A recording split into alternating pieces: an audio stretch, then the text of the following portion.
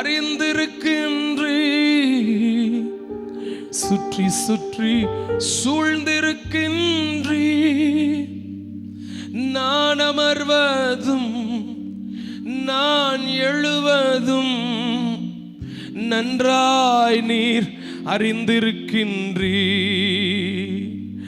நான் அமர்வதோ நான் எழுவதோ ஏசப்பா நன்றாய் நீர் அறிந்திருக்கின்றீ.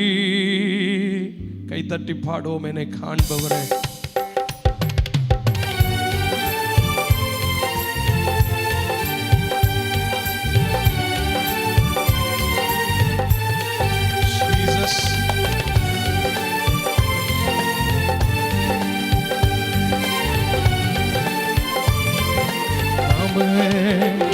என்னை காண்பவரே, தினம் காப்பவரே,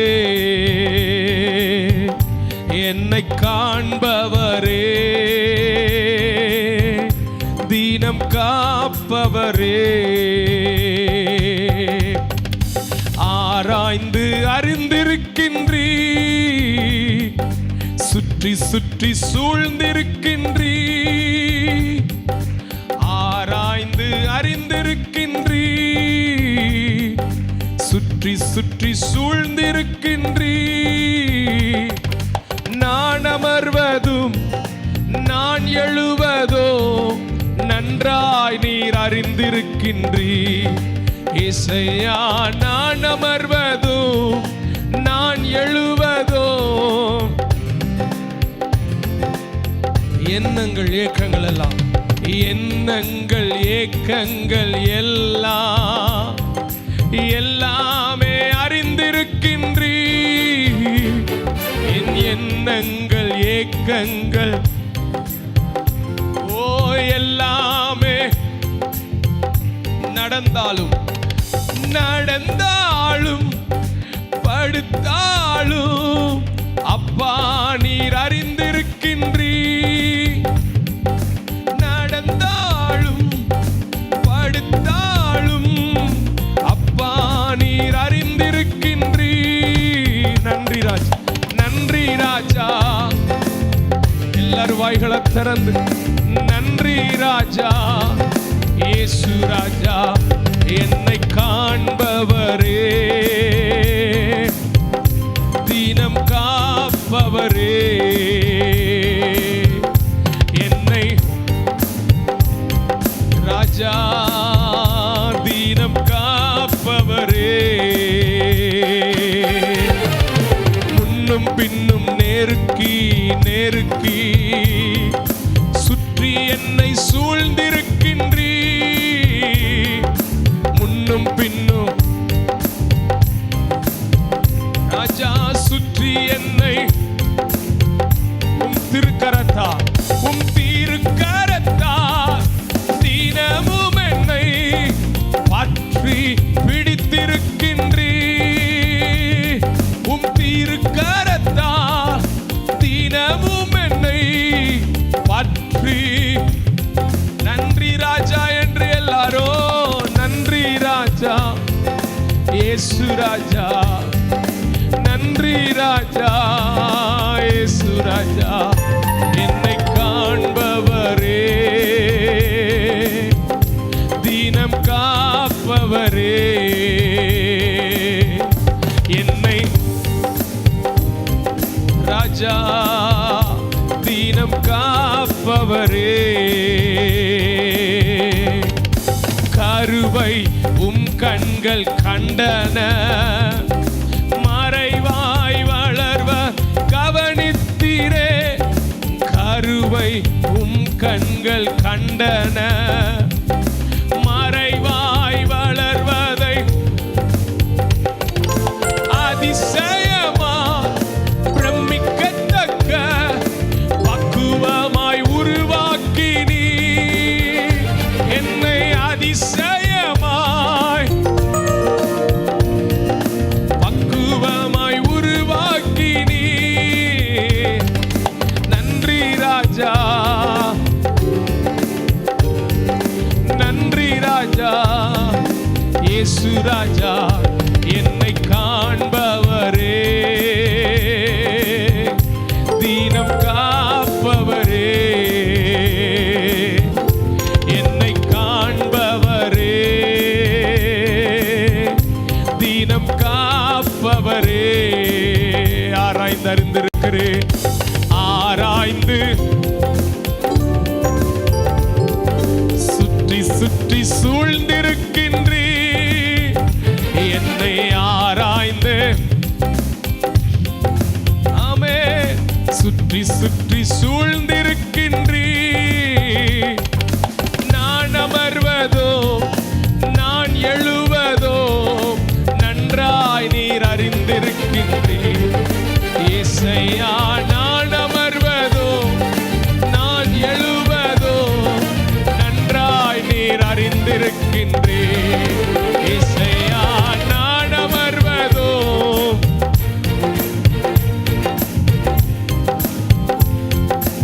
ஆமே. உம்மை முழு உள்ளத்தோடு ஆராதிப்பே, முழு பலத்தோடு அன்பு கூறுவே. ஆராதனை ராஜா, ஆராதனை ஆராதனை ஆராதனை ஆராதனை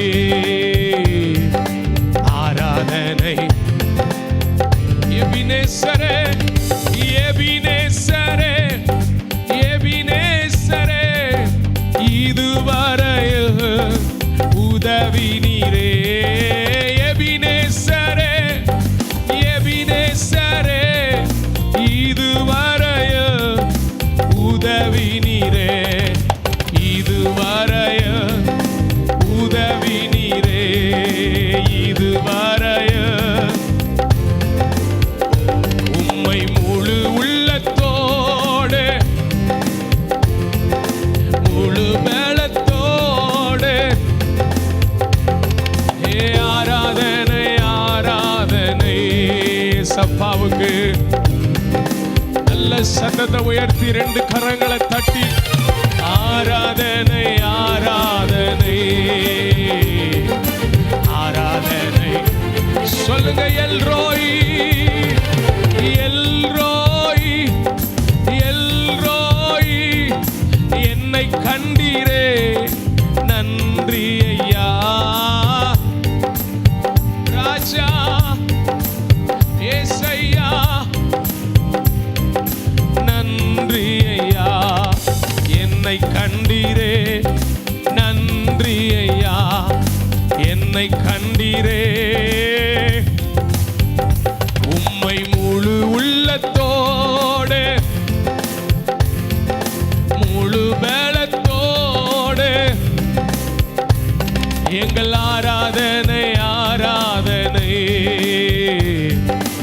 ஆராதனை. அப்பாவை பார்த்து அந்த வார்த்தையை சொல்லுங்க. ஆராதனை ஆமென் ஆராதனை.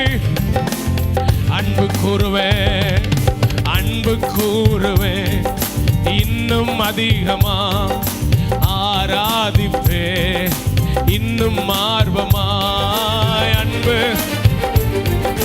இன்னும் அதிகமா ஆராதிப்பே, இன்னும் ஆர்வமாய் உம்மை முழு உள்ளத்தோடு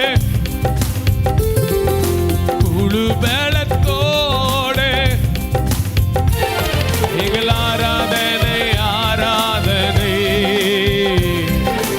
ஆராதனை. இயேசப்பா எங்கள் ஆராதனை ஆராதனை ஆராதனை. நன்றி ராஜா இயேசு ராஜா, நன்றி ராஜா இயேசு ராஜா, நன்றி ராஜா இயேசு ராஜா, நன்றி ராஜா இயேசு ராஜா, நன்றி ராஜா இயேசு ராஜா, நன்றி ராஜா இயேசு ராஜா, நன்றி ராஜா இயேசு ராஜா, ராஜா. ரெண்டு கரங்களை தட்டி நன்றி ராஜா. எங்களை காண்பவரே உமக்கு நன்றி. நம்ம வாசித்த சங்கீத பகுதி சங்கீதம் 115, 9, 10, 11, 12 வாசிக்க கேட்போம். இஸ்ரவேலே, கர்த்தரை நம்பு, அவரே அவர்களுக்கு துணையும் அவர்களுக்கு கேடகமா இருக்கிறார். ஆரோன் குடும்பத்தாரே, கர்த்தரை நம்புங்கள், அவரே அவர்களுக்கு துணையும் அவர்களுக்கு கேடகமா இருக்கிறார். கர்த்தருக்கு பயப்படுகிறவர்களே, கர்த்தரை நம்புங்கள், அவரே அவர்களுக்கு துணையும் அவர்களுக்கு கேடகமா இருக்கிறார். ஹல்லேலூயா. இங்கே திரும்ப திரும்ப ஒரு வார்த்தை வருகிறது, குடும்பம். குடும்பம், குடும்பத்துக்கு கர்த்தர் துணையா இருக்கிறேன். நான் ஆரோன் குடும்பத்துக்கு துணையா இருக்கிறேன், இஸ்ரவேல் குடும்பத்தாருக்கு நான் துணையா இருக்கிறேன். கர்த்தருக்கு பயப்படுகிற சிறியோர் முதல் பெரியோர் வரைக்கும் கர்த்தர் அவர்களுக்கு துணையாகவும் கேடகமாக இருக்கிறார். குடும்பத்துக்கு ஆண்டவர் இந்த வருஷம் துணையா இருப்பார். அல்லேலூயா சொல்லுங்க. ஆமாம். எபேசியர் 3ஆம் அதிகாரத்தில் வாசிக்கும் போது பூலோகத்துக்கும் பரலோகத்துக்கும் அப்படின்னு இல்லாமல் பூலோக குடும்பத்துக்கும் பரலோக குடும்பத்துக்கும் முழு நாமக்காரராக இருக்கிற அப்படின்னு ஆரம்பிக்கும். பரலோக குடும்பம் இருக்கான், பூலோக குடும்பம் அப்படின்னு இருக்கு. எபேசியர் 3ஆம் அதிகாரம் 14ஆம் வசனம் பாருங்க. பரலோகத்திலும் பூலோகத்திலும் உள்ள முழு குடும்பத்துக்கும் நாமகாரர். நம்ம ஆண்டவருடைய பேர் எப்படி? ஆமாம், முழு குடும்பத்துக்கும் அவர் நாமக்காரராக இருக்கிறார் என்று போடப்பட்டிருக்கிறார். குடும்பமாக தான் ஆண்டவர் ஆதியாகமத்தின் புஸ்தகத்தில் அவர் உருவாக்கினார். நம்முடைய வேத புத்தகம் குடும்பத்தில் ஆரம்பித்து குடும்பமாகவே முடிகிறது. திருமணத்தில் ஆரம்பித்து திருமணத்திலேயே முடிகிற ஒரே புத்தகம் நம் கையில் இருக்கிற இந்த பரிசுத்த வேத புத்தகம். ஆண்டவர் சொல்லுகிறார், நான் குடும்பங்களுக்கு துணையாக இருக்க போகிறேன். ஆண்டவர் ஆதியாகமம் 49:25 ஆண்டவர் நமக்கு கொடுத்த இந்த வருஷ வாக்கு தத்துவம் யோசேப்புக்கு, அவர் உனக்கு துணையாக இருப்பார். வானத்தின் ஆசீர்வாதங்கள், பூமியின் ஆசீர்வாதங்கள், அங்கே ஸ்தனங்களுக்கும் கர்ப்பங்களுக்கும் அடுத்த ஆசீர்வாதத்தினால் அவர் உன்னை ஆசீர்வதிப்பார். ஆசீர்வதிப்பார், உன் குடும்பங்களை ஆசீர்வதிப்பார். 48ஆம் அதிகாரத்தில் நீங்கள் வாசித்தீங்கன்னா அவன் குடும்பத்தை ஆசீர்வதித்தான் என்று வேதம் சொல்லுகிறது. அப்போ குடும்பங்களுக்கு கர்த்தர் இந்த ஆண்டு துணையாக இருப்பார். நம்ம குடும்பம், ஒவ்வொரு குடும்பத்துக்கும் கர்த்தரே துணை. அல்லேலூயா சொல்லுங்களேன். அவரே துணையும் கேடகமுமாய் இருப்பார். ஆமென். ஆனால் இன்னைக்கு இருக்கிற காலகட்டத்தில் இந்த குடும்பங்கள்லாம் எப்படி இருக்கு? Lot of debate. எல்லாம் பல பல பல காரியங்கள் குடும்பங்களை பற்றி பார்த்தினா, இங்கே பக்கம் மாமியார், இங்கே மருமக, இங்கே மாமனார், இங்கே மருமக, இங்கே மாமியார், இங்கே மருமக, இங்கே அம்மா, இங்கே புள்ள, டிபேட் நடக்குது. ஃபேமிலிக்குள்ளே நடக்கிற பிரச்சனை. இங்கே கல்யாணம் முடித்தவங்க, கல்யாணம் முடிக்காமல் வாழ்கிறவங்க, லிவிங் டுகெதர். அழகாக சொல்கிறாங்க, லிவிங் டுகெதர். நாங்கள் 2 பேரும் கல்யாணமே முடிக்கலை, இன்னும் தாலியே ஒன்றும் கெட்டலை, ரிஜிஸ்டர் பண்ணலை, ஜஸ்ட் அக்ரிமெண்ட்டில் நாங்கள் வாழ்கிறோம், 10 வருஷம் வாழ்கிறோம். இதை பெருமையாக பேசுகிற உலகம் இருக்கிறது. ஆனால் ஆண்டவர் நமக்கு ஒரு குடும்பம்னு ஒரு அழகான ஒரு ஃபேமிலி அப்படிங்கிற ஒரு காரியத்தை கத்த தந்திருக்கிறார்னா, அந்த குடும்பத்தை நம்ம எப்படி நடத்தணும், அந்த குடும்பம் எப்படி இருக்கணும், அந்த குடும்பத்தை எப்படி கத்த துணையா இருப்பார். எப்படிப்பட்ட குடும்பங்களுக்கு கத்த துணையா இருப்பார், எப்படிப்பட்ட குடும்பங்களை கத்தர் ஆசீர்வதிப்பார், எப்படிப்பட்ட குடும்பங்களுக்கு அவர் கேடகமும் மகா பெரிய பலனுமா இருப்பார். சங்கீதம் 128ஆம் சங்கீதம் திருமண நாள் அன்றைக்கு நம்ம எப்போதும் வாசிக்கிற சங்கீதம். ஏன் திருமண நாள் அன்றைக்கு வாசிக்கிறார்கள்? கர்த்தருக்கு பயப்படுகிற மனுஷன் இவ்விதமாய் ஆசீர்வதிக்கப்படுவான் அப்படின்னு சொல்லி போடப்பட்டிருக்கிறது. என் மனைவியை குறித்து, பிள்ளைகளை குறித்து, குடும்பத்தை குறித்து, அவன் கையின் பிரயாசத்தை குறித்து, அவனுடைய ஊழியத்தை குறித்து, முழு காரியத்தை குறித்து ஒரு பெரிய பிளெஸிங்ஸை அந்த 128ஆம் சங்கீதம் நமக்கு கொடுக்கிறதை நீங்கள் பார்க்க முடியும். ஆண்டவர் நம் குடும்பங்களுக்கு தான் துணையா இருப்பார். ஆமென் சொல்லுங்களேன். அல்லேலூயா. அப்போ நம்முடைய குடும்பங்களுக்கு அவர் துணையா இருக்கணும்னா நம்ம குடும்பம் எப்படி இருக்கணும், அதை ஒரு சில வசனங்கள் வேத பகுதியில் உங்களுக்கு காண்பித்து கொடுக்க விரும்புகிறேன். அந்த குடும்பத்தை நீங்கள் எப்படி பார்க்கணும், அந்த குடும்பத்துக்கு நீங்கள் என்னென்ன காரியங்களை செய்யணும். குடும்பத்துக்கு சம்பாதிக்கணும், அன்ன வஸ்திர விவாக கடமைன்னு இருக்கு. ஒரு தகப்பன் தன் மகளுக்கு, குடும்பத்துக்கு, பிள்ளைகளுக்கு அன்ன வஸ்திர விவாக கடமை. சாப்பாடு போடணும், வஸ்திரம் வாங்கி கொடுக்கணும், விவாகம் பண்ணி கொடுக்கணும். அன்ன வஸ்திர விவாக கடமை அப்படின்னு போடப்பட்டிருக்கிறது. அப்போது ஒரு ஒரு ஒரு குடும்பம் அப்படின்னு சொன்னால் பல பொறுப்புகள் இருக்குது. அப்பா அம்மாவுக்கு ஒரு பொறுப்பு இருக்குது, அதுலேயும் அப்பாவுக்கு ஒரு குறிப்பிட்ட ஒரு பொறுப்பு, வேலை செய்கிறதுன்னு ஒரு பொறுப்பு இருக்குது. அம்மாவுக்கு வீட்டை பாதுகாக்கணும்னு ஒரு பொறுப்பு இருக்குது. ஆமாம், பெஸ்ட்டு ஃப்ரெண்டாக பிள்ளைகளுக்கு இருக்கணுங்கிற ஒரு பெரிய பொறுப்பு இருக்குது. பிள்ளைகள் எப்படி நடக்கணுன்ற எல்லாவற்றுக்கும் பைபிளில் ஆண்டவர் நமக்கு கொடுத்துருக்கிறார். எல்லாம் அன்பு கூறுறது, கீழ்ப்படுகிறது, பிள்ளைகள் எப்படி நடக்கணும், எப்படி காரியங்களை செய்யணும். ஏலி குடும்பத்தை பார்த்தா, ஏலி தன் பிள்ளைகளை கண்டிக்காமல் போனான், அதனால் குடும்பத்துக்கு நியாய தீர்ப்பு வந்தது. சாமுவேல் தீர்க்கதரிசி நியாயாதிபதியாகவும் இருந்தான், ராஜாவாகவும் இருந்தான், தீர்க்கதரிசியாகவும் இருந்தான். ராஜாக்களுக்கும் தீர்க்க தரிசனம் சொன்னவன். ஆனால் அவன் பிள்ளைகளோ பொருளாசையில் இருந்தார்கள் என்று வேதம் சொல்லுகிறது. பிள்ளைகளை விட்டுச்சான், பிள்ளைகள் வம்பா போயிடுச்சு. அந்த மாதிரி ஒரு காலகட்டத்தில் இருந்தது. ஒவ்வொரு குடும்பமும் ஆண்டவருக்கு ரொம்ப முக்கியம், வெரி இம்பார்ட்டன்ட். நம்முடைய மவுண்ட் சபை குடும்பங்கள் ரொம்ப முக்கியம் ஆண்டவருடைய பார்வையில். இந்த குடும்பத்துக்கு கர்த்தர் அவர் துணையாக இருக்கிறார். அப்போது இந்த குடும்பத்தை நான் என்ன பார்க்கணும், என்ன செய்யணும், ஆவிக்குரிய விதத்தில் என்னென்ன காரியங்கள்லாம் சொல்லணும்னு, எனக்கு இந்த குடும்பத்தை பற்றி பேசணும்னு ரொம்ப எதிர்பார்த்து ஜோம் பண்ணிகிட்டே இருந்தேன். நேற்று ஒரு லீடிங் ஆகி போச்சு. அல்லேலூயா. ஆமாம், ஏன்னா ஃபேமிலிக்குள்ளே தான் பல பஞ்சாயத்து ஓடுது. ஆமாம், நல்லா ஜெபிக்க வராங்க, ஆனால் குடும்பத்துக்குள்ளே ஏதோ ஒரு பஞ்சாயத்து ஓடிக்கிட்டு தான் இருக்குது. பிள்ளைகளை வச்சு, கணவனை வச்சு, மனைவியை வச்சு, ஏதோ ஒரு மாமியார் மருமகளுக்குள்ள ஒரு ஏதோ ஒரு இஷ்யூ, அப்பப்போ ஒரு பிரச்சனை, அழுக, ஏதோ ஒரு கண்ணீர், தேவைகள். அப்போ நம்ம என்ன செய்யணும்?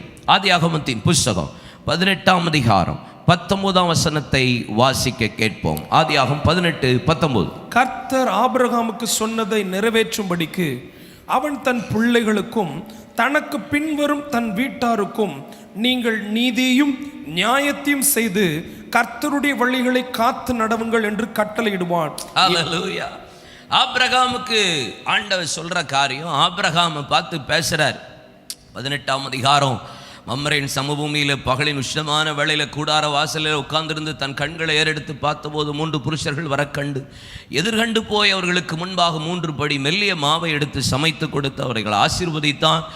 அவர் லோத்துவ சோதம் குமார பட்டணத்தில் தேவன் அதை சபிக்க போறான்னு சொன்னபோது அந்த நேரத்தில் கர்த்தருக்கு முன்பாக நின்று கொண்டிருந்த ஆபிரகாமுக்கு கொடுத்த வாக்குத்தத்தம், ஆபிரகாமுக்கு சொன்னதை நிறைவேற்றும்படியாய் அவன் தன் பிள்ளைகளுக்கும் தனக்கு பின்வரும் தன் வீட்டாருக்கும், குடும்பத்துக்கு, ஃபேமிலிக்கு, வீட்டாருக்கும் நீங்கள் நீதியையும் நியாயத்தையும் செய்து கர்த்தருடைய வழியை காத்து நடவுங்கள் என்று கட்டளையிடுவான். யார் கட்டளையிடுவாராம்?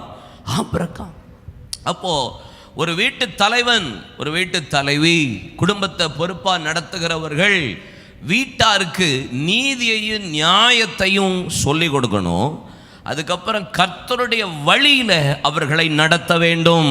ஆமென் சொல்லுங்க. கர்த்தருடைய வழியை அவர்கள் காத்து நடக்கணும். என் பிள்ளை நீதியாக நடக்கணும். அதை அவன் எப்படி செய்வானா? கற்றுக் கொடுப்பானா, கட்டளை கொடுப்பானா, அவன் அதை டீச் பண்ணுவானா. ஒரு அப்பா அம்மா அப்படின்னு சொன்னால் நம்ம பிள்ளைகளுக்கு என்ன செய்யணும்? நீதி எதுப்பா, நியாயம் எது, எது தப்பு, எது அநீதி, எது உண்மை, எது பொய் அப்படின்னு அவன் தன் பிள்ளைகளுக்கு போதிப்பான். அவன் கட்டளையிடுவான். அவன் பிள்ளைகளை நடத்த வேண்டிய வழியில் நடத்துவான். அப்பொழுது அவர்கள் முதிர் வயதில் விடாதிருப்பார்கள். நம்முடைய பிள்ளைகளுக்கு நீதி நியாயங்களை கற்றுக் கொடுக்கணும். நம்முடைய பிள்ளைகளை கர்த்தருடைய வழியில் காத்து நடக்கிறாங்களான்றதை பார்க்கணும். ஏதோ வந்தோம், சமைச்சோம், போட்டோம், என் பிள்ளைக்கு சாப்பாடு கொடுத்தேன், இதை கேட்டான், பென்சிலை வாங்கி கொடுத்தேன், இல்லை. நீதி நியாயத்தை கற்றுக் கொடுக்கிற ஒரு நல்ல தகப்பன் தாயாய் தேவ சமூகத்தில் இருக்கணும். அல்ல இல்லையா? சொல்லுங்களேன். 2 நாளாகமத்தின் புஸ்தகம் 22ஆம் அதிகாரம் 3ஆம் வசனத்தை வாசித்து பாருங்க. அங்கே அகசியாவை குறித்து வேதம் சொல்லுகிறது. அகசியா எப்படி இருந்தானா? ஆகாப் குடும்பத்தாரின் வழிகளில் நடந்தான். துன்மார்க்கமாய் நடக்க அவனுடைய தாய் அவனுக்கு ஆலோசனைக்காரியாயிருந்தாள். அத்தாலியால் அவன் பிள்ளைக்கு ஆலோசனை சொன்னாலாம். எப்படி? துன்மார்க்கமாய் நடக்கிறதற்கு ஒரு ஆலோசனை. ஒரு பிள்ளை தன் பிள்ளைய, ஒரு தாய் தன் பிள்ளைய, ஒரு தகப்பன் தன் பிள்ளைய எப்படி நடத்தணும்? நீதி நியாயத்தில் நடத்தணும். நீங்க எப்படி நடக்கணும்? கட்டளை கரெக்டா பாரு, இது தப்பு, நீ பேசுறது பொய். யாரா இருந்தாலும் சரி, உங்க பிள்ளைகளை விட்டு கொடுக்காம சில பேர் இருப்பாங்க. அதெல்லாம் கிடையாது. உங்க பிள்ளை பொய் பேசினா அட்டி வெளுத்தரணும். நீதி நியாயங்களை கற்றுக் கொடுக்கணும். அல்லேலூயா சொல்லுங்க. துன்மார்க்கத்துக்கு துணை போனால் அத்தாலியால் துன்மார்க்கமாய் நடக்கிறதற்கு அகசியாவுக்கு ஆலோசனை கொடுத்த ஒரு தாய். சில பெற்றோர் அப்படி இருக்காங்க, பிள்ளைகளுக்கு தப்பா சொல்லி கொடுப்பாங்க, தப்பா டீச் பண்ணுவாங்க, தப்பா அவங்களுக்கு போதிப்பாங்க, தப்பா உள்ள ஆமென் தப்பா என்னது எல்லாத்தையும் தப்பா போதிப்பார்கள். உங்க வீட்டாருக்கு உங்க பிள்ளைகளுக்கு எதை போதிக்கிறீங்க? நீதி நியாயத்தை என்ன செய்யணும்? போதிக்கணும். உபாகமம் 26ஆம் அதிகாரம் அதனுடைய 17ஆம் வசனத்தை வாசிக்க கேட்போம். கர்த்தர் எனக்கு தேவனாயிருப்பார் என்றும் நான் அவர் வழிகளில் நடந்து வழியை நடந்து அவர் கட்டளைகளையும் கற்பனைகளையும் அவர் நியாயங்களையும் கைக்கொண்டு அவர் சத்தத்துக்கு கீழ்ப்படிவேன் என்று நீ இன்று அவருக்கு வாக்கு கொடுத்தாய். கர்த்தரும் வாக்கு கொடுத்தாய். நீ வாக்கு கொடுத்தாப்பா, அது உன் பிள்ளைகளுக்கு கட்டளையும் நியாயங்களையும் கற்பனைகளையும் கற்பிக்கிறையா? உன் பிள்ளைக்கு இது தப்பு, இது சரி, நீதி நியாயத்தை பேரண்ட்ஸ் அப்பா அம்மாவுக்கு பார்த்து கேட்குற உங்கள் பிள்ளைகளுக்கு சொல்லி கொடுக்குறீங்களா? சொல்லி கொடுக்கணும். அல்லேலூயா சொல்லுங்க. ஆமாம், இது உலகத்தில் நீதி, இது நியாயம், இது தப்பு, இதை பார்க்காத, இது செய்யாத, எல்லாவற்றையும் நீங்கள் கற்றுக் கொடுக்கணும். 2 சாமுவேல் 22:22 வாசி பாருங்க. கர்த்தருடைய வழியை காத்து கொண்டு வந்தேன், நான் என் தேவனுக்கு துரோகம் பண்ணினதில்லை. நான் வழியை காத்து கொண்டு வந்தேன்னு சொல்றார் தாவீது. கர்த்தருடைய வழியை நான் காத்து நடக்கிறேன், ஏன்னா என் பிள்ளைகளுக்கு அதை சொல்லி கொடுக்குறேன். அதனால தான் சாலமோனுக்கு சொல்லும்போது நியாயப்பிரமாணிகனின் அந்த காரியம் கையில் எப்போது இருக்கட்டும், அது நீதி நியாயத்தை செய்கிறதுக்கு நீ கவனமாக இரு, அதில் ரொம்ப கவனமாக இரு அப்படின்னு சொல்லி சாலமோனுக்கு சொல்லி கொடுப்பா. எது தப்பு, எது ரைட்டு. எப்பா இவன் தூசிச்சான்ப்பா சிமேயி என்ன, ஆனால் நீ கொஞ்சம் அவனை குறித்து எச்சரிக்கையாரு, இந்த ஆளை குறித்து கவனமாரு, இந்த நபர்கிட்ட கொஞ்சம் டிஸ்டன்ஸை மெயின்டைன் பண்ணு. நீதி நியாயம் எப்படி நடக்கணும், எப்படின்னு கட்டளைகளை குறித்த காரியத்தை பிள்ளைகளுக்கு என்ன சொல்லிக் கொடுக்கணும்? சொல்லி கொடுக்க வேண்டும். 2 நாளாகமத்தின் புஸ்தகம் 17ஆம் அதிகாரம் 6ஆம் வசனத்தில் யோசபாத்தை பாருங்க. கர்த்தருடைய வழிகளில் அவன் இருதயம் உற்சாகம் கொண்டது, அவன் மேடைகளையும் விக்கிரக தோப்புகளையும் யூதாவையும் விட்டு அகற்றினான். சில காரியத்தை அகற்ற வேண்டியதை அகற்றிடணும். ஆபிரகாம் கட்டளை கொடுக்கிறான், ஆபிரகாம் நீதி நியாயத்தை சொல்லிக் கொடுக்கிறான். ஆபிரகாம் வீட்டுக்குள்ள பரியாசக்காரன் உட்கார்ந்துட்டு இருக்க முடியுமா? ஆபிரகாம் வீட்டுக்குள்ள பரியாசக்காரன் யாராவது இருந்தானா உடனே வெளியே அனுப்பிடுவான், தண்டனை. ஏன்?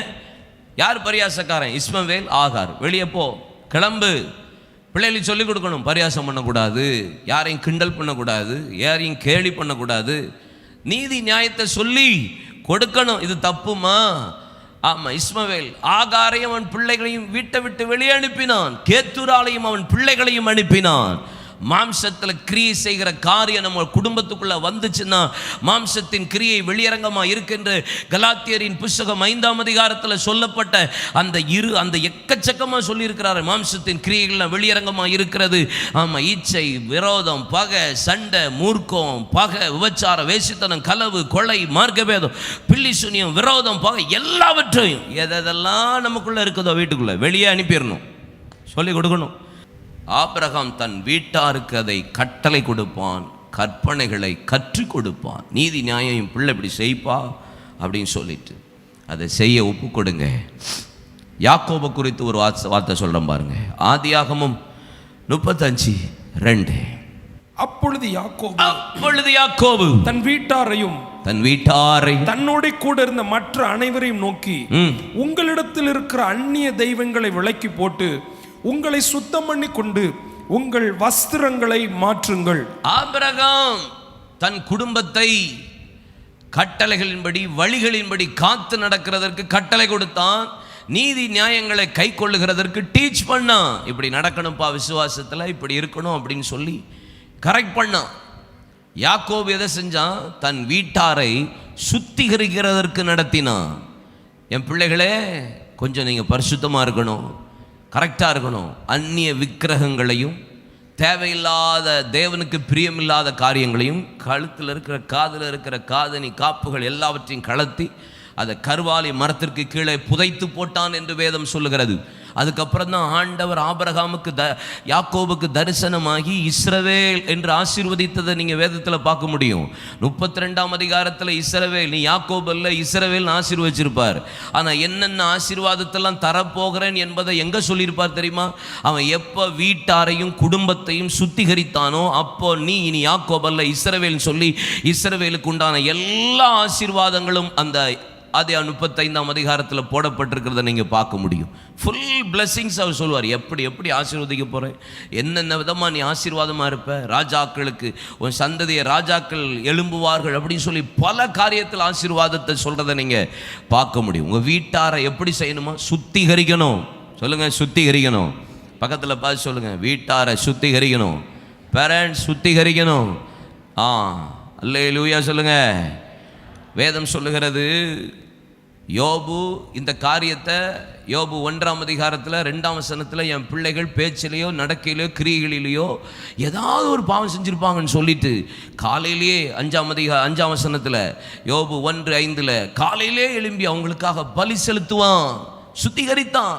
என் பிள்ளைங்க ஏதாவது தப்பு பண்ணியிருப்பாங்க, ஏதாவது ராங்காக மிஸ்டேக் நடந்திருக்கும், இதில் ஏதாவது தப்பு நடந்திருக்கும், உட்காருங்க வாங்க காலையிலே பலி செலுத்துவோம்.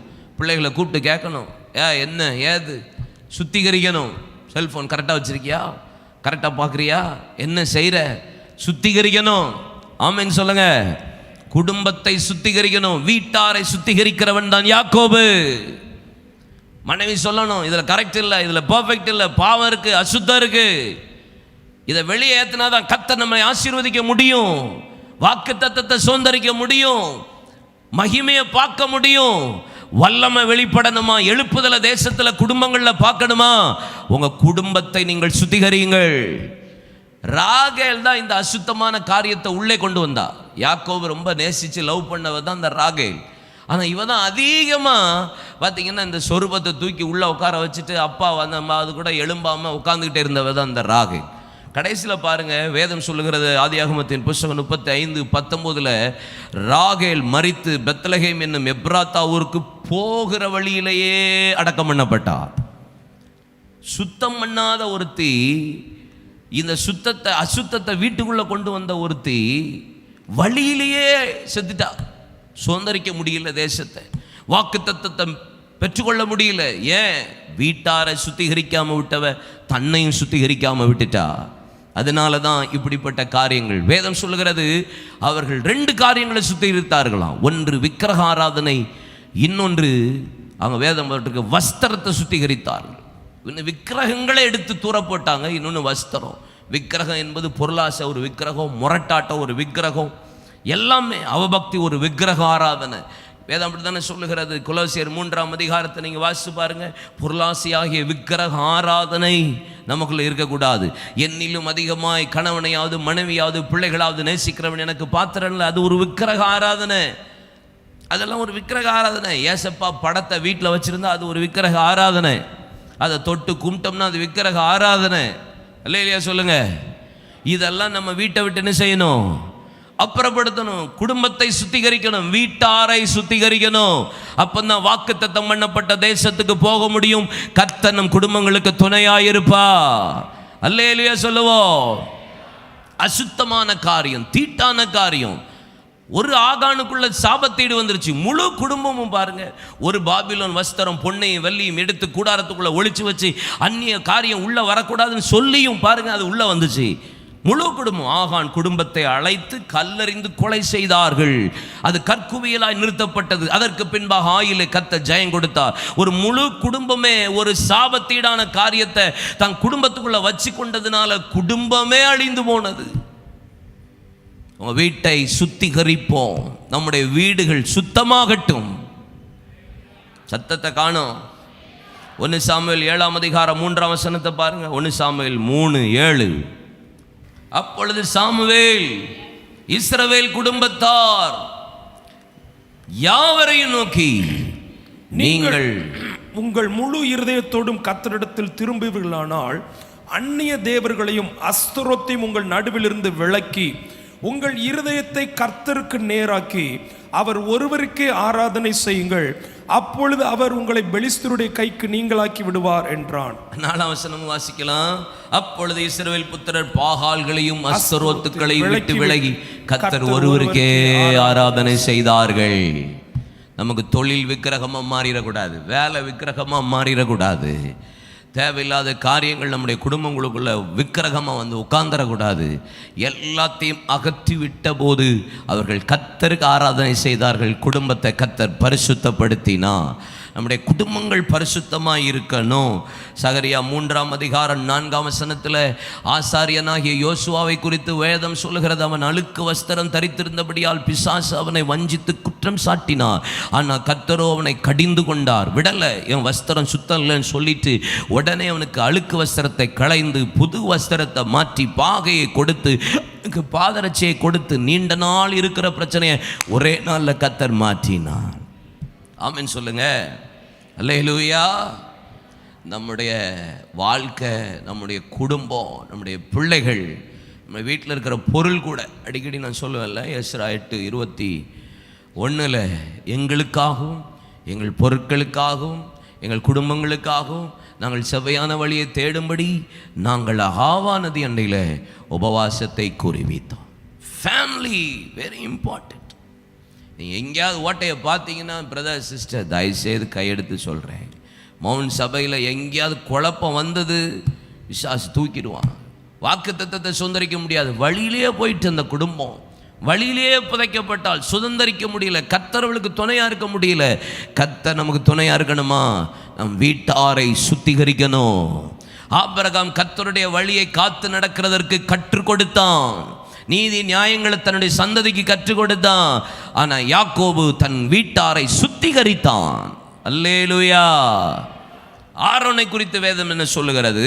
லேவியராகமம் 16ஆம் அதிகாரம் 6ஆம் வசனம். பின்பு ஆரோன் தனக்காகவும் தன் வீட்டாருக்காகவும் தனக்காகவும் தன் வீட்டாருக்காகவும் பாவ நிவர்த்தி செய்யும்படிக்கு, குடும்பத்துக்காக பாவ நிவர்த்தி செய்யும்படிக்கு தன்னுடைய பாவ நிவாரண பலியின் காளையை சேர பண்ணி அந்த 2 வெள்ளாட்டு கடாக்களையும் கொண்டு வந்து ஆசரிப்பு கூடார வாசலிலே கர்த்தருடைய சந்நிதியில் நிறுத்தி, பிள்ளைகள் நியாய தீர்ப்புக்கு போய்விடக்கூடாது என்பதற்காக பாவ நிவாரண பலி செஞ்சானா. என்ன பலியா? பாவ நிவர்த்தி. சொல்லுங்க, பாவ நிவர்த்தி. ஆமாம், யோபுவில் அப்போ வாசம் பார்த்தீங்களா? யோபு 1:5 அதைத்தான் யோபு செஞ்சான். என் பிள்ளைகள் எந்தையாவது தப்பு பண்ணிடக்கூடாது, எதுலையாவது பாவம் பண்ணிடக்கூடாதுன்னு அவன் ரொம்ப காலையில் எழும்பி ரொம்ப அலர்ட்டாக இருந்தான். நீங்களும் ஃபேமிலி ப்ரேயரை உட்காந்து பண்ணுங்க. ஒன்று காலையில் பண்ணுங்க, இல்லை நைட்டு படுக்கும் போதாவது பண்ணுங்க. பாவ நிவர்த்திக்கு நீங்கள் முக்கியத்துவமாக இருக்கணும். ஐயோ என் பிள்ளைகள் ஏதாவது சரியாக கரெக்ட் பண்ணணும், இதெல்லாம் தப்பு. பாவம் நமக்கு மன்னிக்கப்படணும்.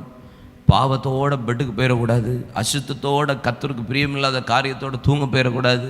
உலகத்துக்குள்ளே போயிட்டு வர்றோம், ஏன் தினந்தோறும் குளிக்கிறோம், ஏன் ஒரு சட்டையை கழுவ போடுறோம், துவைக்கிறோம். வெளியே போயிட்டு வந்தாலே அழுக்காயிருதா இல்லையா? இந்த உலகம் நம்மளை கரைப்படுத்துறதற்கு ஆயத்தமாக இருக்குது. பிசாசுக்கு கொஞ்ச காலமாக இருக்கிறதுனால அவன் ரொம்ப தீவிரமாக நம்மளை எப்படியாவது கரைப்படுத்தணும், எப்படியாவது தீட்டுப்படுத்தணும், எப்படியாவது பாவத்தில் விழ வைக்கணும், எப்படியாவது எதையாவது செய்து தேவனுக்கு பிரியமில்லாமல் தூரமாக போயிடணுங்கிறதுல அவன் ரொம்ப திட்டமாக இருக்கான், கவனமாக இருக்கான். அதில் அவன் வேலை அவன் கரெக்டாக செஞ்சிட்ருக்கிறான். ஆனால் நம்ம தான் என்ன செய்கிறதில்ல, குடும்பத்தை கூப்பிட்டு உட்கார வச்சு, என்னப்பா இதை கரெக்ட் பண்ணியா, இது சரி பண்ணியா, எங்கேயாவது தப்பு பண்ணியா, ஏதாவது மிஸ்டேக்கா, ஏன் ஒரு மாதிரி இருக்க, கூப்பிட்டு கேட்கணும். அல்லேலூயா சொல்லுங்கள். ஆமாம், உங்கள் பையன் ஒரு மாதிரி இருந்தாலும் என்ன பிரச்சனை ஏதுன்னு கூப்பிட்டு என்ன விஷயம் பிரச்சனை போராட்டத்தை கேட்கணும். அல்லேலூயா சொல்லுங்கள். அதுக்கு அடுத்த ஒரு சில வசனங்களை சொல்கிறேன் பாருங்கள். நீதிமொழிகள் 16ஆம் அதிகாரம் 6ஆம் வசனம் இப்படி சொல்லுகிறது, இந்த பாவ நிவர்த்தியை ஆரோன் தன் குடும்பத்துக்காக வீட்டாருக்காக செய்தான். பின்பு நீதிமொழிகள் 16:6 கிருபையினாலும் சத்தியத்தினாலும் பாவம் நிவர்த்தியாகும். கர்த்தருக்கு பயப்படுகிறதுனால் மனுஷன் தீமையை விட்டு விலகுவார்கள். எப்போ இந்த பாவம் நிவர்த்தியாக்கப்படுமா? கிருபையினாலும் சத்தியத்தினாலும். ஆமென். கிருபை. நம்ம நிற்கிறது நிர்மூலமாகாது இருக்கிறதுமே கர்த்தருடைய கிருபை. இறக்கங்களுக்கு முடிவே கிடையாது. கிருபையினால் எபேசியர் 2:5-10 கிருபையினால் ரட்சிக்கப்பட்டேன், இது உங்களால் உண்டானதில்லை, தேவனுடைய ஈவு. பெரிய கிருபை தான்ப்பா நம்மளை பரிசுத்தப்படுத்தும். எபேசியர் 3 வேதம் சொல்லுகிறது, பாவ மன்னிப்பு, இலவசமான பாவ மன்னிப்பாகிய இந்த மீட்பை கர்த்தர் கிருபையா எனக்கு தந்தார்ன்றாரு. கிருபை, பாவ நிவர்த்தி ஆகிறது கிருபை. அல்லேலூயா. சத்தியம், சத்தியத்தை அறிவீர்கள், சத்தியம் உங்களை விடுதலையாக்கும். என்னாகமம் 16 46, 47, 48 வசனத்தை பாருங்க. மோசே ஆரோனை நோக்கி, நீ தூப கலசத்தை எடுத்து பலிபீடத்தில் இருக்கிற அக்கினி அதில் போட்டு அதன் மேல் தூப வர்க்கமிட்டு சீக்கிரமாய் சபையினிடத்தில் போய் அவர்களுக்காக பாவ நிவர்த்தி செய். கர்த்தருடைய சந்நிதியிலிருந்து கடும் கோபம் புறப்பட்டது, வாதை தொடங்கிற்று என்றான். மோசே சொன்னபடி ஆரோன் அதை எடுத்துக்கொண்டு சபையின் நடுவில் ஓடினான். சபையின் நடுவிலே ஓடினான். ஜனங்களுக்குள்ளே வாதை தொடங்கி இருந்தது. அவன் தூப வர்க்கம் போட்டு ஜனங்களுக்காக பாவ நிவர்த்தி செய்து செத்தவர்களுக்கும் உயிரோடு இருக்கிறவர்களுக்கும் நடுவே நின்றான். அப்பொழுது வாதை நிறுத்தப்பட்டது. ஆரோன் எப்படி பாவ நிவர்த்தி செய்தானா? தூப கலசம் எடுத்துக்கொண்டு ஓடினானா. அது எது குறிக்கிறது? தூபம், ஜபம், ஜப வாழ்க்கை. செத்தவர்களுக்கும் உயிரோடர்களுக்கும் நடுவே நின்றான். குடும்பத்துக்காக, வீட்டாருக்காக, பாவ நிவார்த்திக்காக ஜெபிக்கிறான். ஐயா ஏசப்பா என் பிள்ளைய மன்னிங்க, ஏசப்பா என் பிள்ளைய ரட்சிங்க. ஆமென். லேவியராம் 19:22 சொல்லுகிறது, அதனாலே ஆசாரியன் அவன் செய்த பாவ நிமித்தம் அவனுக்காக கர்த்தருடைய சந்நிதியில் பாவ நிவர்த்தி செய்ய கடவன். அப்பொழுது அவன் செய்த பாவம் அவனுக்கு மன்னிக்கப்படும். பாவ நிவர்த்தினா என்ன? மன்னிப்பு வரணும்.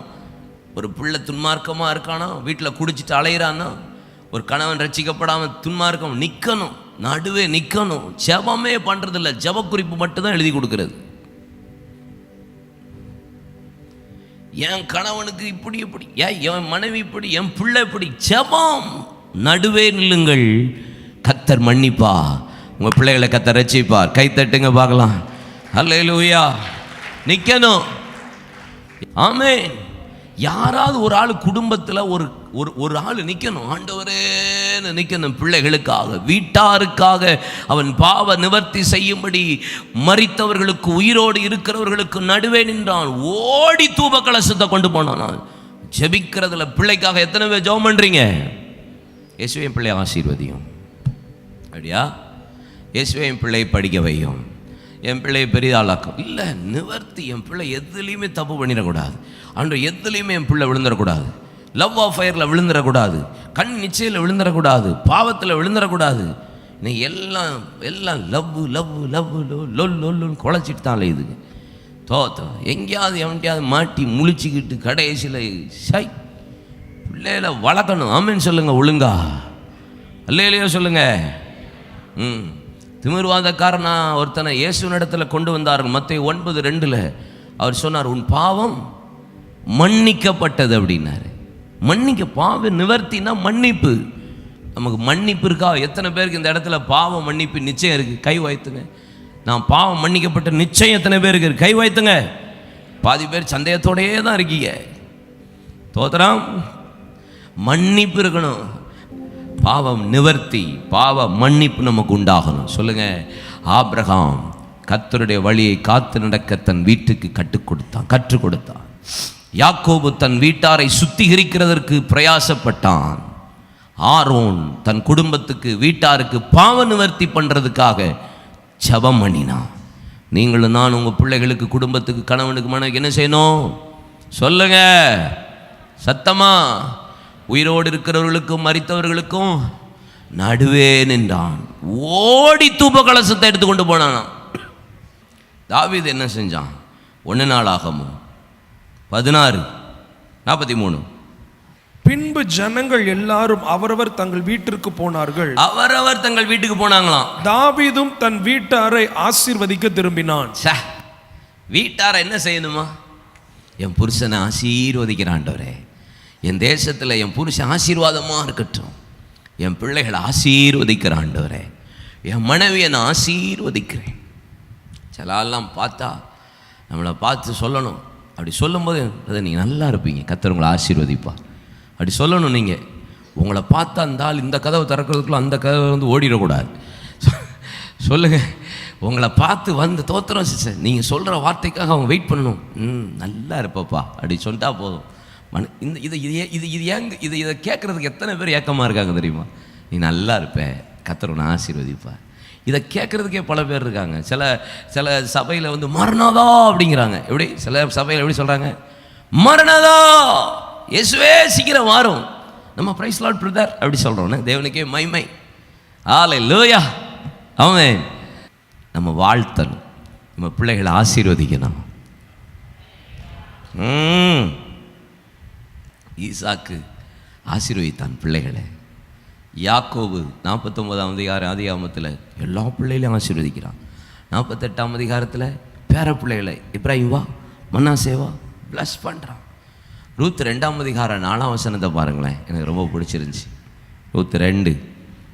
போவாஸ் பெத்லகேமிலிருந்து வந்து தன் வயல்வெளிக்கு வருகிறான். அறுக்கிறவர்களை பார்த்து அவன் சொல்கிறான், கர்த்தர் உங்களோடு கூட இருப்பாராக. வயலில் வேலை பார்த்தவன்லாம் அறுத்தவன்லாம் எழும்பி நின்று அவர் உம்மை ஆசீர்வதிப்பாராக. What a glorious. நான் உங்களை பார்த்து சொல்கிறேன், கர்த்தர் உங்களோடு கூட இருப்பாராக. தோத்திரம். ஆமென். இந்த ஆசீர்வாதம் பிள்ளைகளை எங்கே போனாலும் அப்படி ஒரு சிரிச்ச முகத்தோட என்ன செய்யணும்? பிள்ளைகளை ஆசீர்வதிக்க பழகணும், மற்றவங்கள பிளஸ் பண்ண பழகணும். மத்தேயு 5:44 சொல்லுகிறது, சபிக்கிறவர்களையும் நீங்கள் ஆசீர்வதிங்கள் என்று வேதம் சொல்லுகிறது. ரோமர் 12ஆம் அதிகாரத்தை நீங்கள் வாசித்து பாருங்க, 14ஆம் வசனம், உங்களை துன்பப்படுத்துகிறவர்களை நீங்கள் ஆசீர்வதிங்கள் என்று வேதம் சொல்லுகிறது. 1 பேதுரு 3ஆம் அதிகாரம் 9ஆம் வசனம் சொல்லுகிறது, தீமை செய்கிறவர்களை நீங்கள் ஆசீர்வதிங்கள் என்று வேதம் பண்ண சொல்லப்பட்டிருக்கிறது. 1 கொரிந்தியர் 4ஆம் அதிகாரம் 12ஆம் வசனத்தை நீங்கள் வாசித்து பாருங்க, வையப்பட்டும் ஆசீர்வதிக்கப்படுகிறோம், திற்றவனையும் நல்ல அவனை ஆசீர்வதிப்பாராக அப்படிங்கிறோம். நம்மளெல்லாம் வண்டியாக கிழிக்கிறான், அவனை பார்த்து நான் ஆசீர்வாதம் தான் சொல்கிறேன். சபிக்கிறவர்களையும் கர்த்தர் நமக்கு ஆசீர்வதிக்க தான் கற்றுக் கொடுத்துருக்கிறார். துன்பப்படுத்துறவர்களுக்கா தீமை செய்கிறவர்களையும் ஆசீர்வதிக்க தான் சொல்லியிருக்கிறார். ஒரு நாளும் சபியாதிருங்கள், நீங்கள் ஆசீர்வாதத்துக்கு அழைக்கப்பட்டவர்கள் என்று அறிந்து நீங்கள் ஆசீர்வதியுங்கள். உங்களை வைறாங்களா? ஆசீர்வதிக்கப்படுங்க, ஆசீர்வதிங்கன்னு சொல்லுங்க. வைறாங்க, நல்லா வை, கர்த்தர் உன்னை ஆசீர்வதிப்பாராக. ஏன் அப்படி சொல்கிறாரு? அந்த பாத்திரம் சரியாக இருந்தால் தான் அந்த ஆசீர்வாதம் பலிக்கும். அந்த பாத்திரம் சரியில்லைன்னா ரிட்டன் உனக்கு தான் தங்க ஆசீர்வாதம். இந்த ஆசீர்வாதத்தின் வாய்க்காலை நமக்கு அறிந்து கொண்டோமானால் கர்த்தர் நம்மளை இன்னும் ஆசீர்வதிப்பார், குடும்பங்களை ஆசீர்வதிப்பார். அல்லேலூயா. நியாயாதிபதிகள் 17ஆம் அதிகாரம் 2ஆம் வசனத்தை பாருங்க. அங்கே நியாயாதிபதிகள் 17:2, ஒரு தாய் தன் பிள்ளையை பார்த்து சாபமாக போடுறா. எதுக்கு தெரியுமா? அவன் கழுத காணாமல் போச்சு, காசு எவ்வளோ 1100 வெள்ளிக்காசு களவாக போயிட்டு. அவன் மவன் தான் எடுத்தானோன்னு சொல்லிட்டு கிழிச்சு ஆசீர்வாதம் இல்லை சாபம் போட்டாள் என்று போடப்பட்டிருக்கு. வாசிமா. அவன் தன் தாயை நோக்கி 1100 வெள்ளிக்காசு களவு போயிற்றே, அதை குறித்து என் காது கேட்க நீ சாபமிட்டாயே, நாசமா போற்றும். ஆண்டவரே, ஒரு அடியை எடுத்துட்டான், அவன் பிச்சைக்காரனா மாறட்டும். ஆண்டவரே, இவ்வளோ ரூபா சாபமா போட்டு தள்ளிட்டான் அந்த அக்கா. ஆமாம், இந்த அக்காவை சொல்கிறேன், உங்களை சொல்லலை. அந்த பணம் இதோ என்னிடத்தில் இருக்கிறது, எடுத்தவன் நான் தான் என்றான். அதை எடுத்தது நான் தான். அதற்கு அவன் தாய், அம்மா இருதயம் டக்குன்னு மாறுது பாருங்க, மகனே நீ கர்த்தரால் ஆசீர்வதிக்கப்படுவாய் என்றாள். இது பழைய ஏற்பாடு. பழைய ஏற்பாடுல எப்படி இருக்கு? மவன் சாவமா போட்டான், எவனோ எடுத்துட்டான்னு சாவம் போட்டான். கடைசியில் பயப்புள்ள தான் தெரிஞ்ச உடனே ஐயோ பிள்ளைய ஆசீர்வச்சிரும், நீ தானடா தங்கம் செல்லக்கிளி, நம்ம பிள்ளை திருடிட்டா. பையன் தூக்கிட்டான்னு அம்மா படப்படுத்துட்டா, ஐயோ சாபமாக போயிருமோ என் பிள்ளை மேலே. மகனே, நீயா தங்கம் எடுத்த, நீ ஆசீர்வதிக்கப்படுவாயாக. ஆனால் இது தெரிஞ்ச பிறகு இந்த அதற்கா ஆசீர்வதிக்கா. ஆனால் நம்ம பைபிளில் புதிய ஏற்பாட்டில் சபிச்சாலும் ஆசீர்வதி, தீமை செஞ்சாலும் ஆசீர்வதி, உன் இதை எடுத்துட்டாலும் ஆசீர்வதி, உன்னை வஞ்சாலும் ஆசீர்வதி. கொஞ்சம் கஷ்டம்தான் கை தூக்க, கொஞ்சம் இன்னும் கஷ்டம்தான் போராடுறதுக்கு. டக்குன்னு ஒரு 3 வசனம் டக்குன்னு சொல்லிடுறேன். நீதிமொழிகள் 31:15. இருட்டோடு எழுந்து, ஐயோ குணசாலியான ஸ்திரீ இருட்டோடு எழுந்து தன் வீட்டாருக்கு ஆகாரம் கொடுத்து தன் வேலைக்காரிகளுக்கு படி அளக்கிறா. ஆமென். ஆபிரகாம் வழியை காத்து நடக்க கற்றுக் கொடுக்கிறான். யாக்கோபு தன் குடும்பத்தை வீட்டாரை பரிசுத்தப்படுத்துகிறான். ஆரோன் தன் வீட்டாரை பாவ நிவர்த்தி செய்கிறதற்காக திறப்புல நின்று கண்ணீர் விட்டு தன் குடும்பத்துக்காக தூப கலசத்தை எடுத்து உறைந்தாய் ஓடி போய் ஜெபித்தான்.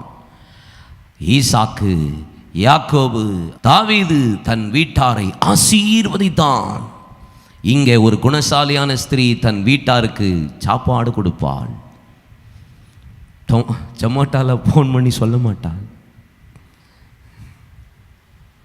தப்பு இல்லை, அப்படின்னு கொடுங்க, வேறு வழி கிடையாது. இல்லை இப்போ ஜொமேட்டோக்காரன் தான் ஒரு ஃபோனு, ஒரு பார்சல், ஒரு அடி, கழுத சிக்கனோட வாசலில் நிற்கிறேன். தோத்துறோம், ஏதாவது ஒன்று போடு, அடிச்சு நொறுக்கி வீட்டுக்கு போகிறதுக்குள்ளே வாசலில் வந்துடுது. டக்குன்னு வாங்கி சாப்பிட்டோம்மா கழுத. இன்றைக்கி எதுக்கு வச்சோம்? ஞாயிற்றுக்கிழமை வீட்டுக்கு கூட்டு போ, வீட்டிலலாம் சமைக்காதீங்க, நல்ல சாப்பாடு ஹோட்டலில் சாப்பிடுங்க. ஃபேமிலியாக உட்காந்து ஒரு நாளாவது குடும்பமாக போய் ஹோட்டலில் போய் சாப்பிடுங்க. வாரத்துக்கு ஒரு நாள், இல்லைன்னா ஒரு 10 நாளைக்கு ஒரு நாள். சரி முடியலையா, மாதத்துக்கு ஒரு நாளாவது செய்யுங்க. ஹோட்டலுக்கு போய் குடும்பமாக போய் உட்காந்து சாப்பிடுங்க. சாப்பாடு கொடுப்பாள். சொல்லுங்கள், குணசாலியான ஸ்திரீ என்ன கொடுப்பாள்? பழைய சோறாய் போடுவாள், கஞ்சாய் ஊற்றுவாள், சோத்திரம் புளிக்குழம்பாய் வைப்பாள், ஏசப்பா தயிரும் மறுமாய் போடுவாள், வெறும் ஊறுகாய் வைத்து மட்டும் சாப்பிடுவா. அப்படி என்னது ரசம் அப்பளம், அத்தாடி நெஞ்சு வலிக்குதே, முடியல ராஜா, முடியவே இல்லை. இவள் ஆகாரம் போடுவாள்னு பார்த்தா இவன் அப்பளமும் ஊறுகாயமாக போடுறாள். தோத்திரம், அல்லேலூயா. ஆமாம், செல்லால் வைத்ததே வைத்து ஃப்ரிட்ஜுக்குள்ளே பல நாட்களாய் வைத்து கொடுப்பாள். சூடு பண்ணி கொடுப்பாள். குணசாலியாக ஸ்திரீ வீட்டோடு இருட்டோட எழும்பி ஐயோ அவ குடும்பத்துக்கு ஆகாரம் கொடுப்பா. ஆனால் ஃப்ரிட்ஜில் வச்சதை எடுத்து சூடு பண்ணி வச்சு காலையில் கொடுப்பா. முந்தானத்து வச்ச சாம்பார், அதுக்கு முன்னாடி வச்ச கூட்டு, போன வாரம் வச்ச கறி குழம்பு. இந்த பிரியாணி வந்தது ஞாபகம் இல்லையா உங்களுக்கு? என்னைக்கு நம்ம சர்ச்சில் ஒரு ப்ரோக்ராம் நடந்துச்சு அன்னைக்கு. ஓ மை காட், அவள் ஆகாரம் கொடுக்குறாளா? சொத்தம். சரி முடிச்சிடுறேன்னு, சாப்பாடு போகணும், நல்ல சாப்பாடாக கொடுக்கணும் குடும்பத்துக்கு. குணசாலியான ஸ்திரீ இன்னொன்று என்ன செய்கிறா பாருங்களேன். நீதிமொழிகள் 31:27 பாருங்க. நீதிமொழிகள் 31:27. அவள் சோம்பலின் அப்பத்தை புசியாமல் தன் வீட்டு காரியம் எப்படி நடக்கிறது என்று கண்ணோக்கமாக இருக்கிறாளாம். எப்படி? ஆகாரம் மட்டும் போடுறது இல்லை, சாப்பாடை போட்டோன்னு விட்டுறக்கூடாது. சம்பாதிச்சேன் சாப்பாடை போட்டு கெட அப்படின்னு சொல்லுவார் சில புருஷன் பொண்டாட்டியை. பிள்ளைகளை சாப்பாடை ஒழுங்க அப்படி இருக்கக்கூடாது, கண்ணோக்கமாக இருக்கணும். என் பிள்ளை என்ன செய்யுது, எத்தனை மணிக்கு உள்ளே வரான், எத்தனை மணிக்கு வெளியே போகிறான், இல்லை கண்ணோக்கமாக இருக்கணும். என்னத்தை பார்க்குறான், டிவியில் என்னத்தை உட்காந்துருக்கான், ஃபோனில் என்ன பார்க்குறான், அவன் ஹிஸ்ட்ரி என்ன, எதை வெப்ப சீரீஸை பார்க்குறான், எதை பார்க்குறான், என்னத்தை பார்க்குறான், எல்லாத்தையும் பார்க்கணும். செல்ஃபோனை பிடுங்கி பிள்ளைகள்கிட்ட இருந்து பார்க்கணும். அப்பா அம்மா கண்ணோக்கமாக இருக்கணும். என்ன உடம்புக்கு எப்படி இருக்குது, எல்லாம் என்னென்ன அப்படியே வீட்டை அப்படியே கண்ணோக்கமாக இருக்கணும். அப்படியே கண்ணில் விளக்கெண்ணெய் ஊற்றிட்டு தான் அலையணும்னு சொல்லுவாங்க தெரியுமா? விளக்கெண்ணெய் ஊற்றிட்டு இருக்கீங்களா? தூங்குறதா அப்புறம் எந்திக்கிறதா அப்படிங்கிறீங்களா? பார்க்கணும் உங்கள் பிள்ளைகள் எங்கே போகுது, என்ன பண்ணுது, என்ன ஸ்கூலுக்கு போதா இல்லை டியூஷன் போதா, டியூஷன் ஸ்கூலு ஸ்பெஷல் கிளாஸ்ன்னு சொல்லி ஸ்பெஷலாக வேறு எங்கேயாவது போதா அப்படின்னு சொல்லி பார்க்கணும். கண்ணோக்கமாக இருக்கணும். ட்ரெஸ் எப்படி போகுது, கரெக்டாக இருக்கா, இது உனக்கு பொருத்தமானது கிடையாது, ஒத்துரு அப்படி சொல்லிடணும். அப்பா அம்மா கண்ணோக்கமாக இருக்கணும். பிள்ளையை குறித்த கண்ணோக்கம் இருக்கணும், வீட்டாரை குறித்த கண்ணோக்கம் இருக்கணும், மனைவியை குறித்த கண்ணோக்கம் இருக்கணும், புருஷன் எப்படி இருக்கான்னு கண்ணோக்கமாக பார்க்கணும். ஸ்தோத்திரம் சொல்லுங்க, அல்லேலூயா. எசேக்கியாவை பார்த்து ஆண்டவர் என்ன சொன்னார்? உன் வீட்டு காரியத்தை என்னென்னமோ செஞ்சப்பா, ஆனால் உன் வீட்டு காரியத்தை விட்டுட்ட. 15 வருஷமாக வீட்டு காரியத்தை ஒழுங்குபடுத்துறதுக்கு யோசிச்சு பாருங்க. 15 வருஷம் உயிரை கொடுத்து எதுக்கு வீட்டு காரியத்தை ஒழுங்குபடுத்தினா? அவன் வீட்டு காரியத்தை இது வரைக்கும் பார்த்ததே இல்லைன்னு அர்த்தம் இல்லை. ஸ்பிரிச்சுவலில் உங்கள் பிள்ளைகள் எப்படி இருக்காங்க, ஃபேமிலியில் எப்படி இருக்காங்க, உன் மகன் ஜெபம் பண்ணுறானா, நீ பைபிள் வாசித்தியாடா கேட்கணும், ஜெபம் பண்ணியா கேட்கணும். 1 தீமோத்தேயு 5:8. ஒருவன் தன் சொந்த ஜனங்களையும் விசேஷமாக தன் வீட்டாரையும் விசாரியாமல் போனால், வீட்டாரை விசாரியாமல் போனான், அவன் விசுவாசத்தை மறுதலித்தவன் அவிசுவாசியிலும் கெட்டவனுமா இருப்பான். விசாரிக்கணும். வீட்டார் என்ன செய்யணும், என்னம்மா செய்கிற அப்படின்னு விசாரிக்கணும். மனைவியை புருஷனை என்னங்க வெளியே போயிட்டு வந்தீங்களேன்னு விசாரிக்கணும். பிள்ளைகளை விசாரிக்கணும், மனைவியை விசாரிக்கணும். உனக்கு தான் வீட்டில் ஒரு வேலையும் இல்லையம்மா அப்படின்னு சொல்லுவாங்க சில ஆம்பளைகள். ஆனால் காலையில் காப்பி போடுற ஆளு ஓட்டிகிட்டே தான் இருக்கும். சும்மா காப்பி போடுறேன், சும்மா உழ வைக்கிறேன், சும்மா பருப்பு போட்டேன், சும்மா ரசம் வச்சேன், சும்மா கூட்டை வச்சேன், சும்மா துணி துவைச்சேன், சும்மா பாத்திரம் விளக்குனேன். கடைசியில் சும்மாவே எல்லாம் செஞ்சிட்டு இருக்கிற மாதிரி இருக்கும். கடைசியில் ஆனால் அவ்வளோ வேலை இருக்கும் வீட்டில், ஃபேமிலியில். உன் மனைவி விசாரிக்கிறீங்களா? எப்பா என்னப்பா கஷ்டப்படுறியா, துக்கப்படுறியா, வேதனைப்படுறியா, உன்னை கஷ்டப்படுத்திட்டானா மன்னிச்சுக்கோ. விசாரிக்கணும். ஏதோ சம்பாதிச்சு காசை கொடுத்தோம் வீட்டுக்கெல்லாம் இருக்குல்ல அப்புறம் என்ன அப்படி கேட்கக்கூடாது. புருஷர்கள் விசாரிக்கணும். என்ன உனக்கு எதாவது உடம்பு செய்தா, என்ன செய்யுது, முகம்லாம் வாடி போயிருக்க, என்னப்பா சொல்லு அப்படின்னு சொல்லி விசாரிக்கணும். புருஷனை என்னையா விசாரிப்பீங்களா? வாயா போ இந்த அப்படி சாடு அவெல்லாம் சொல்லக்கூடாது. எதாவது கொடுத்தா தானே இங்கே சமைச்சு வைப்பாங்க. ஆனால் அந்த காலத்தில் ஒன்றும் கொடுக்காம அவங்க எல்லாம் ரெடி பண்ணி வச்சுருந்தாங்களே. அவங்க எல்லாத்தையும் எங்கேயா சேர்த்து வச்சு என்னத்தையாவது எடுத்து கொடுத்து சமைச்சு வச்சுருந்தாங்களே. நம்ம இன்றைக்கி விசாரிக்கிறது கிடையாது. பிள்ளைய கேட்டால் விசாரிக்கிறதுக்கு இல்லை. உங்கள் பிள்ளை பார்த்துரு உங்கள் பிள்ளைக்கு என்ன படிக்குது? என் பிள்ளை 7ஆவதோ 6ஆவதோன்னு நினைக்கிறேன் அப்படிங்க.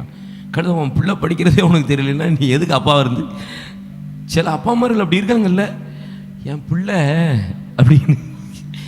உனக்கு உன் பிள்ளை தானே.